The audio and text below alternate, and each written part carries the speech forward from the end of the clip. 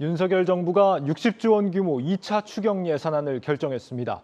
소상공인 손실보상으로 업체당 최대 1,000만 원을 지원하는 내용이 담겼는데 재원 마련에 국채 발행 대신 대규모 초과 세수가 반영되면서 나랏빚 증가 우려는 덜었습니다. 정희영 기자입니다.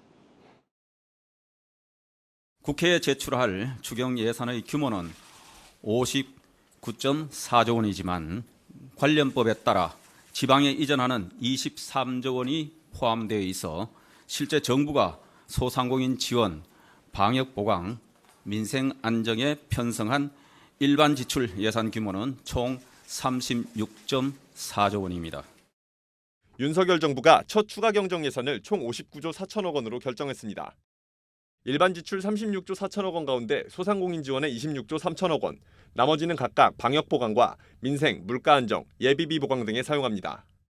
이에 따라 매출이 감소한 소상공인 370만 개 업체는 최소 600만 원에서 최대 1,000만 원을 지원받게 됩니다.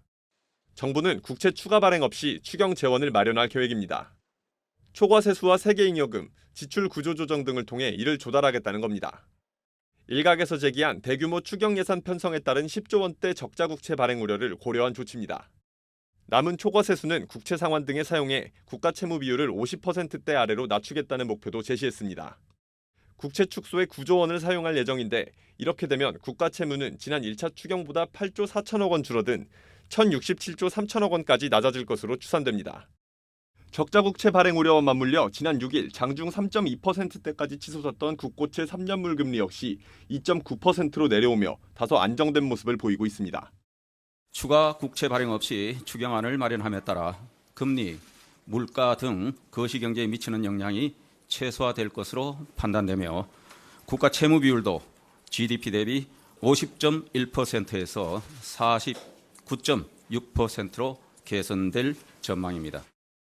초과 세수를 부풀린 것 아니냐는 지적에는 올해 예산안이 지난해 7월에 마련된 만큼 지난해 발생한 초과 세수가 충분히 반영되지 못한 데다 법인세와 근로소득세, 양도세 초과분이 51조 원으로 예상되는 만큼 지금까지 추산된 올해 초과 세수는 과도하지 않다고 설명했습니다. 이번 2차 추경안은 내일 국회에 제출돼 상임위 등 일정을 거쳐 오는 23일 본회의에 상정될 예정입니다. 한국경제TV 정희영입니다.